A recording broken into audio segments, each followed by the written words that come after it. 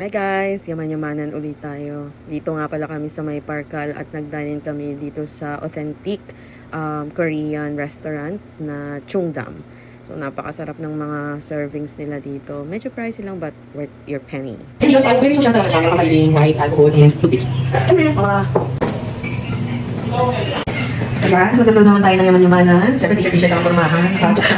As in, walang ano-ano. Walk-in lang pala kami dito sa Chungdam, pero pwede kayo magpa-reserve. Yan. So, ito tayo namin yung mga meat nila, especially yung beef. Tapos yung, ang tawag yung beef, sashimi. Lagi kinakain ng mga Korean mukbangers. So, tatry namin today. So, Lord, parang ka na maganda magagahugas pag wala pang bayad. Char. Ito nga pala yung kanilang mga side dishes. So, refillable lahat yan. Mga side dishes nila. So, not sure kung ano to. May bago sa paningin ko. Fresh salad. I think fresh kimchi ang gamit nila. Hindi pa to fermented. Then, I think this is ham. Meatloaf. Ganyan. Ang favorite ng Manila. Fish cake. And not sure kung anong gulay na to. Siyempre, meron din potato. Ito yung seaweed. Yung sakong seaweed. And then may, yun ba? Mashed potato. So, yun ang kanilang mga side dishes na refillable. So, I think ang daming kaukuhan namin is ito. Ito. Anyways, yan. Order kami ng one rice. One rice lang. And then, ito yung kanilang mga menus. Actually, doon sa labas kanina, makikita mo yan doon sila. Parang hydraulic ba yung tawag yun? Hydroponic. Hydroponic pala. Hydroponic. Sure. Ah, basta yun na yun. Alam niyo na ha. Hydroponic na yan. Siyempre, merong siling haba. Favorite ko yan. Kinakain ko ng hilaw. So, mga and then, may kakaibang mga type of items. Ito na. Matitingman ko na sa wakas. Ito namin kinakain ni Chuyang at ni Hamsi. So, hilaw siyang beef na may hilaw na egg. Siyempre. Tapos, yung mix lang to eh. Then, yun, pwede na kainin. Doon sa in-order pala namin, set siya. Tapos, may free soup. Yan. Yan yung free soup na. And then, service din daw itong egg and itong japchae. So, grabe. O, tingnan mo naman. Kahit hindi ka na siguro mag-rice, busog ka na.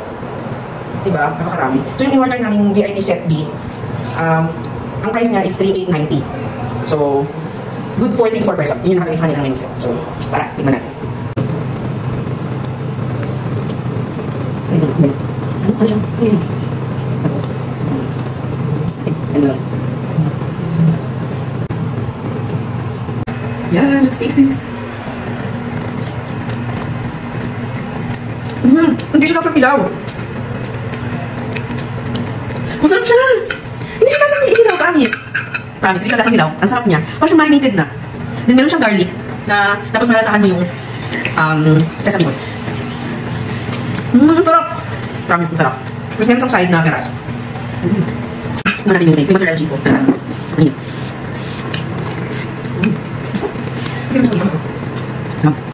Yung mga kanilang beef intestine. Dito yung soda. So, kung nanood kayo ng mga mukbang ni Chuyang, ni Hamsi, familiar kayo dito.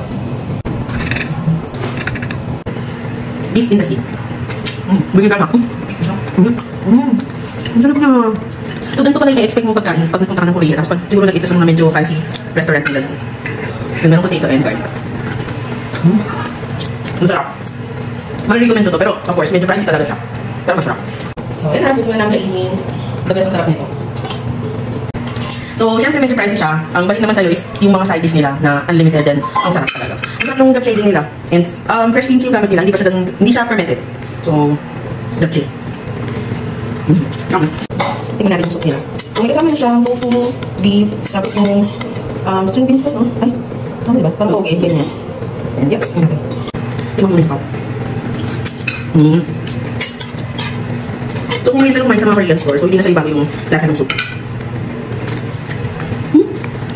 Korean store!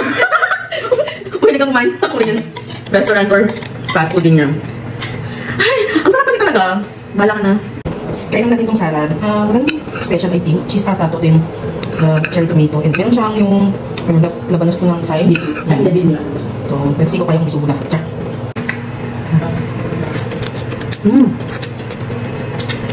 Fruity siya. Malinis na mix. Parang siyang ano. Parang siyang macaroni salad. Yung dressing niya. At ito naman sa medium layer.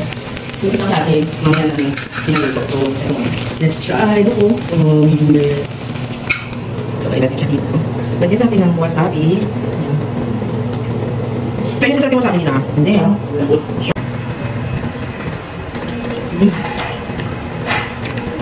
Hindi wasabi.